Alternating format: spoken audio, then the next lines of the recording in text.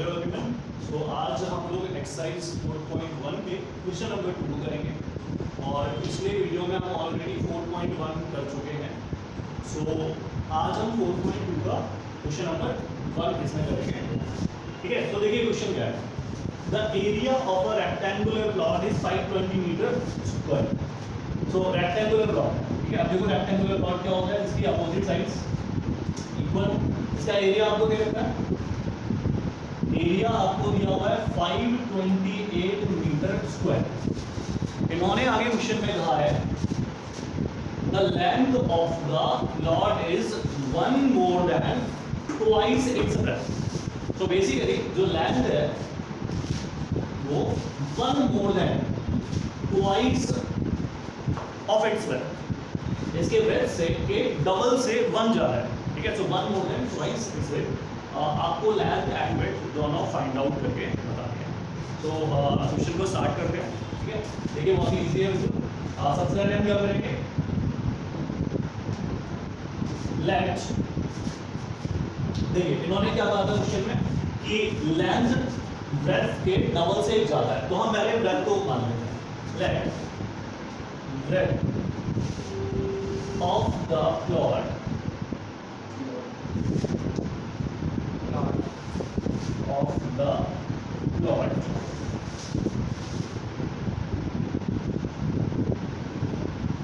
is equal to x।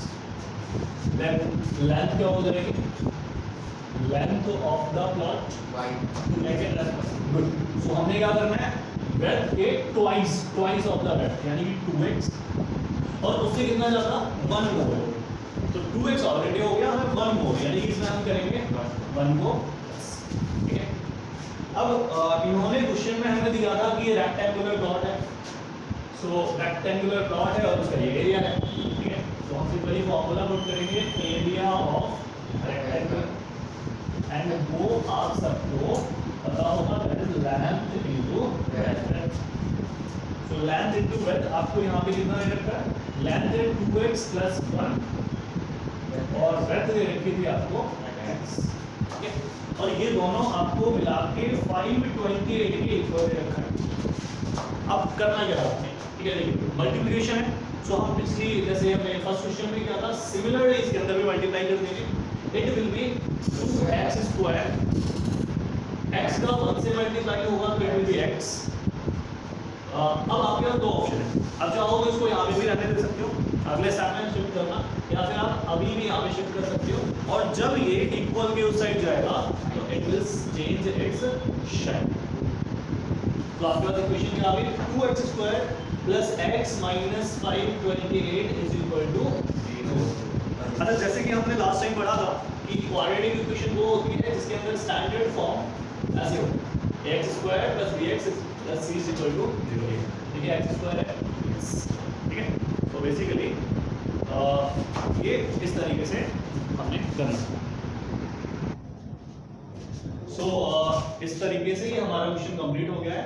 ये quadratic equation हो गई है बिकॉज ये स्टैंडर्ड फॉर्म में है। ठीक है, और आंसर ये आपके सामने लिखा हुआ है। देखो सॉल्व करने के ऑप्शन भी हैं, बट बुक में इन्होंने हमें सॉल्व करने के लिए नहीं बोला है, बट आप डेफिनेटली कर सकते हैं। जो आपने सेकंड चैप्टर में मिड टर्म स्प्लिट करके 2.2 के अंदर जो आपने मिड टर्म स्प्लिट पढ़ा हुआ है उसके हेल्प से आप इसको सॉल्व कर सकते हैं। सो अगर आगे का पार्ट जैसे हमें सॉल्व करना है तो देखो हम किस तरीके से करते हैं। जो मैंने आपको कहा था मिड टर्म स्प्लिट हमने सेकंड चैप्टर में भी पढ़ी है, और हम यहाँ पे दोबारा से क्वेश्चन देख लेते हैं। आपने सबसे पहले क्या करना है, a इंटू सी करना होगा।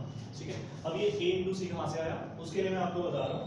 एक आपके पास ये स्टैंडर्ड फॉर्म होती है, x स्क्वायर के साथ जो भी मल्टीप्लाई होगा यहाँ पे दैट इज a, जो x के साथ मल्टीप्लाई होगा, अगर आप यहाँ पे देखेंगे तो x के साथ कुछ भी मल्टीप्लाई नहीं हो रहा है, that means b is equal to 1।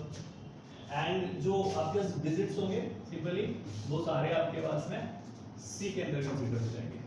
x square के साथ जो मल्टीप्लाई होगा वो a, जो x के साथ होगा वो b, और जो सिंपली नंबर्स लिखे होंगे वो सारे c। हमने a इंटू सी करना है। इसके बाद a इंटू सी करेंगे तो कितना आएगा, 2 इंटू 528। रिमेंबर ये माइनस के अंदर है, और मल्टीप्लाई करेंगे तो ये आ गया अपना 1056। ठीक है, 500 का डबल 1000, 28 का डबल 56। क्या करना है, इसका फैक्टर निकालेंगे। तो रफ के कॉलम बना लोगे, ठीक है। और 1056 के यहाँ पे फैक्टर्स निकालते हैं। सबसे पहले 2 से करेंगे, 2 5 जा 10, 2 2 जा 4, 1 16 हो गया, 2 8 जा 16। इसके बाद यहाँ पे करते हैं इसका हाफ, तो इसका हाफ हो जाएगा ये आपका 264, फिर आगे 132, देन 66, 33, देन 3 एंड फाइनली 11। ठीक है। अब इन फैक्टर्स में से हमें इन फैक्टर्स को मतलब दो ऐसे पार्ट्स में डिवाइड करना है जिससे कि मल्टीप्लाई करने पे उन दोनों के 1056 आ जाए और प्लस या माइनस करने पर ये हमें मिड टर्म मिल जाए, प्लस का एक्स मिल जाए। ठीक है। तो मैं यहाँ पे देखता हूँ 2 2 2 जा 4, 4 2 जा 8, 8 2 जा 16, 16 2 जा 32। इन दोनों को मिला के देखो 32 हो रहे हैं और इन दोनों को मिला के हो रहे हैं 33। अगर 33 में से मैं 32 को माइनस कर दूंगा तो मेरे पास 1 बचेगा। इसका मतलब मुझे यहाँ पे 1 का एक्स मिल जाएगा और मल्टीप्लाई करने पे मेरा इन दोनों का 1056 भी आएगा। ठीक है। अब इसको यहाँ पे रफ कर रहा हूँ, इसको करते हैं 2x²। इसको अब ऐसे लिख दीजिए, अब 33 माइनस 32x। एक ही बात है, पहले 1 था तो 33 में से 32 गया, क्या बचा 1, तो 1x है बेसिकली। -528 = 0। आगे क्या करना है आपने, 2x² plus 33x minus 32x minus 528 = 0। ठीक है। देखो अब हम क्या कर सकते हैं, ऐसे इन दोनों के बीच में तो कुछ आपको ज्यादा कॉमन नहीं मिल रहा है, बट जो भी कॉमन मिल रहा है वही आप सिंपली निकाल लो। या फिर दूसरा काम ये हो सकता है कि 32 को आप आगे लिख लो। ठीक है। इससे क्या होगा कि इन दोनों के बीच में कॉमन आ जाएगा और इन दोनों के बीच में कुछ कॉमन आ जाएगा, तो मैं आगे पीछे इनको लिख लूंगा। तो आगे हम क्या करेंगे, हम इन दोनों को साथ में लिख लेते हैं और ये दोनों साथ में हो जाएंगे। 2x² माइनस का 32x प्लस का 33x माइनस का 528 = 0। इन दोनों में देखिए कॉमन क्या है, पहला तो x कॉमन मिल रहा है आपको, तो x बाहर निकालिए। 2 भी दोनों के अंदर रहेगा, यहाँ से 2 और यहाँ से 32 की टेबल में, और 2 की टेबल 32 आती है, 2x x² है सिर्फ x बच गया। ठीक है। सो 2 बाहर आ गया तो 16 2 जा 32, 16 x ऑलरेडी हम बाहर ले चुके हैं तो यहाँ पे सिर्फ बचेगा 16। यहाँ पे प्लस इन दोनों में क्या कॉमन आ रहा है 33, ये बच गया x और यहाँ से 16। जब 33 से आप 528 को डिवाइड करोगे, ठीक है, 528 को तो 16 आ जाएगा। अच्छा एक चीज देखनी होती है कि ये दोनों हमारे पास में सेम आने चाहिए। अगर ये दोनों सेम आए हैं तो इसका मतलब ये है कि हमने जो क्वेश्चन किया वो बिल्कुल ठीक है, बट अगर यहाँ पे गलत आ गया तो फिर समझ जाना कि आपने कुछ गड़बड़ कर दिया। ठीक है। और फिर आपको दोबारा से देखना पड़ेगा या फिर दोबारा से स्टार्ट करेंगे। तो ध्यान रखना है कि दोनों नंबर हमेशा सेम आने चाहिए। ठीक है। इसको नोट कीजिए, इसके बाद का आगे का पार्ट करता हूं।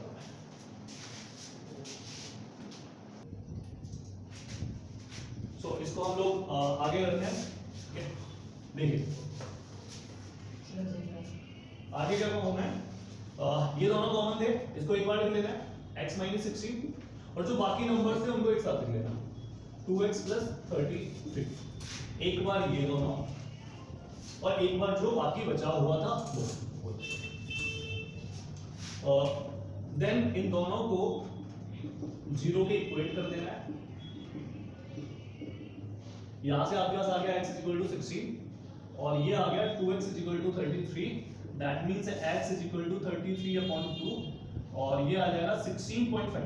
अच्छा ध्यान रखना ये उस साइड जाएगा तो साइन चेंज होगा, तो माइनस का 16.5। अब मेन बात ये है कि क्या कोई भी लंबाई, कोई लेंथ या कोई ब्रेथ ऐसे हो सकती है कि माइनस के 16.5 मीटर है, माइनस का 16.5 मीटर है। लेंथ जनरली प्लस नहीं होती है, अगर माइनस में है तो बस वो डायरेक्शन बताने के लिए हो सकती है। राइट। सो बेसिकली x की ये वाली वैल्यू हम नहीं लेंगे, हमें सिर्फ ये वाली वैल्यू लेना है। तो x हमारे पास आ गया 16, बट क्वेश्चन यहाँ पे खत्म नहीं होता। ठीक है। बिकॉज हम आगे लिखेंगे, देखो हमने ब्रेथ माना था स्टार्टिंग में x, तो x अपना कितना आ गया 16। देन लेंथ भी हमें निकालना है, क्वेश्चन में ये था find length and breadth. Length कितना होगा क्वेश्चन के हिसाब से, ये था हमारे पास 2x + 1। ठीक है। सो 2 × 16 + 1, 16 2 32 and 1 33।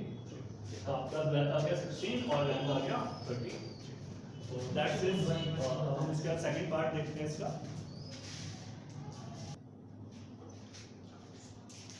देखिए सेकंड पार्ट है हमारे पास में, the product of two consecutive positive integer is 306, find integer.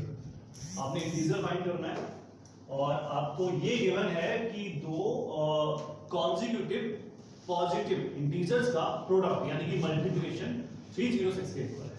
सो हम देखिए क्या करेंगे। सबसे पहले हम नंबर मान लेते हैं। इन्होंने का कॉन्जिक्यूटिव का मतलब है लगातार है, एक के बाद एक अगला, ठीक है। सॉल्यूशन पे आते हैं। Let first integer equal to x, ठीक है, तो आपने मान लिया फर्स्ट इंटीजर है कि x। अब देखिए इन्होंने कहा था कॉन्जिक्यूटिव, तो कॉन्जिक्यूटिव का मतलब हुआ कि x के अगले वर्ग, w, then let second integer to w, second integer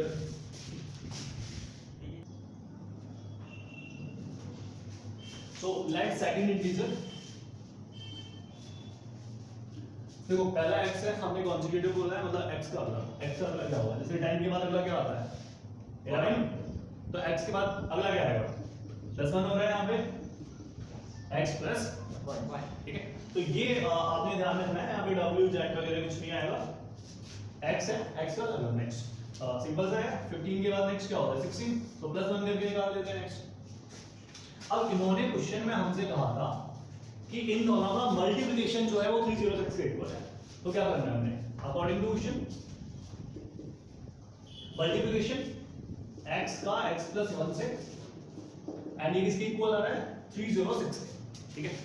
क्या करना है आपने इन दोनों का मल्टीप्लाई करो, x का x से किया x स्क्वायर, x का 1 से किया तो प्लस का x इज इक्वल टू 306, ठीक है। सो ये आपके पास इक्वेशन बन गई है। उन्होंने हमसे यही कहा था कि आप क्वाड्रेटिक इक्वेशन बनाइए, तो x square plus x is equal to 306, ये क्वाड्रेटिक इक्वेशन होगी। हाँ, अगर आप चाहते हो कि 306 को उस साइड ले लो तो आप वो भी कर सकते हो। जब ये साइड चेंज करेगा तो अगेन ये माइनस में जाएगा, ठीक है। तो ये आपका फाइनल आंसर होगा, ये सेकंड पार्ट है। इसको आप सेम मिड टर्म स्प्लिट से सॉल्व कर सकते हो, बट अगेन क्वेश्चन में नहीं बोला है और मैंने सेम चीज आपको फर्स्ट पार्ट में करवा दी है, तो आप अगर चाहें खुद से एक बार ट्राई कर सकते हैं, ठीक है। अब हाँ नोट कीजिए, मैं आपको थर्ड पार्ट करवा रहा हूं। सो थर्ड पार्ट देखते हैं। थर्ड पार्ट में बोला हुआ है कि Rohan's mother is 26 years older than him. The product of their ages 3 years from now will be 360. Find the present age of Rohan. तो रोहन की हमने प्रेजेंट एज बतानी है। इन्होंने ऐसा दिया हुआ है कि रोहन की मदर अभी उससे 26 साल बड़ी है और अब से 3 साल बाद इन दोनों की एज का जो प्रोडक्ट होगा, जो मल्टीप्लिकेशन होगा, दैट विल बी 360, ठीक है। तो हम बिल्कुल स्टार्ट करेंगे जैसे हमने थर्ड चैप्टर में इन क्वेश्चंस को हैंडल किया था। स्टार्ट कैसे करना है आपने, देखो जब भी आपको क्वेश्चन दिया हो इस टाइप को, आप क्या करो, आप पहले जिस पर्सन के बारे में बात की गई है ना उसकी एज को कुछ मान लो। तो हम मान लेते हैं let the present age of Rohan x year. अभी रोहन की प्रेजेंट एज है x year. Similarly let the present age of Rohan's mother. अगर रोहन की अभी x है, मदर उनसे 26 साल बड़ी है, ठीक है। जैसे मान लो किसी की एज 10 साल है, रोहन की एज अगर 10 होती और मदर उससे 26 साल बड़ी है, तो मदर की एज कितनी हो जाती 36। रोहन की एज हमें नहीं पता x है, तो मदर उनसे 26 बड़ी है, तो क्या करेंगे x में हम 26 को प्लस कर देंगे। मतलब रोहन की जो भी एज है, अगर वो 20 साल का है तो मदर होगी 46 की, 10 इयर्स का है तो मदर होगी 36 की, ठीक है। जो भी रोहन की एज है उसको 26 प्लस कर दो, समझ आया। अब हमने क्या करना है, हमें इन्होंने बोला है अब से 3 साल बाद के लिए, तो 3 इयर्स फ्रॉम नाउ, अब से 3 साल बाद एज ऑफ रोहन, रोहन की एज क्या हो जाएगी। देखिए 3 साल बाद क्या होगा, रोहन 3 साल बड़ा हो जाएगा। आप अगर अभी 15 के हैं, 16 के हैं, तो 3 साल बाद आप 18 19 के हो जाएंगे। सिमिलरली रोहन जितने का है 3 साल उसमें एज प्लस हो जाएगी, सो एज हो जाएगी इसकी x प्लस 1। रोहन की मदर की क्या एज हो जाएगी, एज ऑफ मदर, अब 26 है तो ना 29 हो जाएगी, 26 नहीं है, 26 साल बड़ी है वो, 26 ज्यादा है रोहन से, ठीक है। बट ये नहीं कि 26 है, इसका मतलब ये नहीं कि रोहन का आज ही बर्थडे आज ही पैदा हुआ है, ठीक है। तो बेसिकली वो बड़ा है, वो उसकी एज है, ठीक है, तभी वो मैथ्स कर पा रहा है। x प्लस 26 पहले था, 3 साल बाद की बात है, तो 3 साल और बड़े हो जाएंगे, so it will be x plus 29. Then according to question, इन दोनों की एज का प्रोडक्ट वो 360 इक्वल आएगा, तो x plus 3 का आप x plus 29 से मल्टीप्लाई कर देंगे क्योंकि आपको प्रोडक्ट निकालना था और वो आएगा 360 के इक्वल, ठीक है। अब आपके पास वही दो तरीके हैं जो मैंने आपको कल भी बताए थे कि आप डायरेक्टली सेम ऐसे मल्टीप्लाई कर सकते हो, इसका इससे देन ये, ठीक है। बाकी हम 9 में पढ़ के भी आए हैं, जब ऐसे ही मल्टीप्लाई होते हैं तो उनके लिए फॉर्मूला भी होता है x² plus a plus b x plus a, ठीक है। तो आपकी चॉइस है, अगर आपको ये डायरेक्टली इजी लगता है तो आप ऐसे कर सकते हो, मैंने कोई इसी से कर देता हूं। x का x से किया तो x², x का 29 से करेंगे तो 29x, 3 का x से करेंगे तो 3x और 29 का 3 से करना है, ठीक है। तो 29 3 जा 87 इज इक्वल टू 360, ठीक है। प्लीज नोट इट डाउन, इसके बाद में इसको आगे करता हूं। तो आगे इसको कंप्लीट कर देते हैं जल्दी से।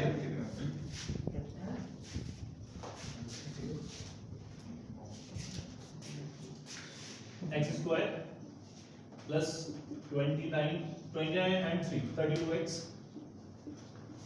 प्लस 87 360 साइड आ जाएगा, सो माइनस में आ जाएगी तो 0, ये हो गया आपका x² प्लस 32x और ये माइनस करने पे कितना आएगा 360 में से 60 300 बचा और फिर से आपने 27 में माइनस कर देना है, एग्जैक्टली 273 आ जाएगा,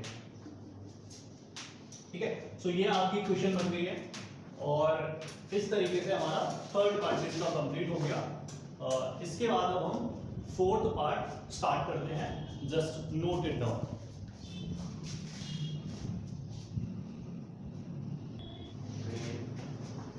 सो फोर्थ क्वेश्चन में देखो, क्वेश्चन यहाँ पे लिखा हुआ है कि a train travels a distance of 480 km at uniform speed. If the speed had been 8 km/h less, then it would have taken 3 hours extra. आपको स्पीड निकालनी है ट्रेन की। क्वेश्चन में दिया हुआ है कि डिस्टेंस है 480 km, so we have written here let speed of train x km/h। हमने मान लिया कि जो यूनिफॉर्म स्पीड है क्योंकि वो गिवन नहीं है, तो वो x km/h है, ठीक है। तो अब पहला हमारा मेन जो काम है यहाँ पे वो ये है कि हम फाइंड आउट करें कि टाइम कितना लग रहा है इस डिस्टेंस को ट्रैवल करने में, बिकॉज हमें फर्स्ट सिनेरियो के लिए कोई भी टाइम नहीं दिया है इसमें। हम t1 कंसीडर कर लेंगे, टाइम का आपको फार्मूला पता होगा, that is distance upon speed. Distance है 480 एंड स्पीड हमने यूनिफॉर्म जो कंसीडर की थी दैट इज x km/h। तो t1 आ गया आपका 480 अपॉन x, ठीक है। इसको नोट करिए, देन हम इसका सेकंड पार्ट आगे का जो सेकंड सिनेरियो दे रखा है उसके बाद करते हैं।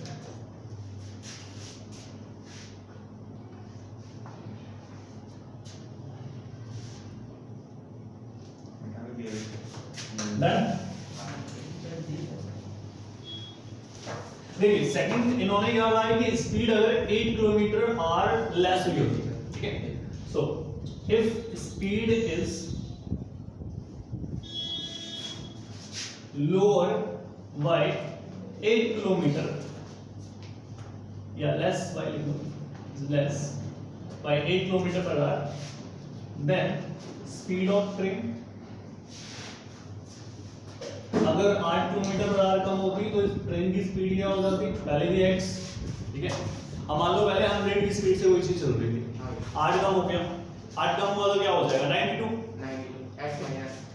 x minus 8। इन्होंने कहा कि टाइम पूछ लेंगे, सो सेम टाइम t2 मान लेंगे इस कंडीशन के लिए, फॉर्मूला है same, distance 480 upon speed x minus 8। Equation number 2 according to question इन्होंने कहा है कि जो सेकंड केस है जिसके अंदर ट्रेन की स्पीड कम हो गई है, ठीक है, अब देखो यहाँ पे दो चीजें समझने की। सबसे इंपॉर्टेंट बात ये कि जिसकी स्पीड कम हो गई है वो ऑब्वियस सी बात है ज्यादा टाइम लेगी। अगर आपको 100 किलोमीटर की डिस्टेंस ट्रेवल करना है, अगर आप 50 की स्पीड से जा रहे हो तो आप जल्दी पहुंच जाओगे, और सोचो आप 10 की स्पीड से जा रहे हो तो आपको बहुत टाइम लगेगा। सेम केस यहाँ पे, तो ज्यादा टाइम कौन सा लेगा? T2 ज्यादा टाइम लेगा किससे? T1 से, जो पहले था। और कितना ज्यादा ले रहा है वो इन्होंने इस क्वेश्चन के अंदर दिया हुआ है 3 आवर्स। तो T2 minus T1 is equal to 3, ठीक है, क्योंकि सेकंड केस में ज्यादा टाइम लग रहा है और फर्स्ट केस में टाइम कम लग रहा था। T2 अपने पास है 480 अपॉन x माइनस 8, T1 है 480 upon x is equal to 3।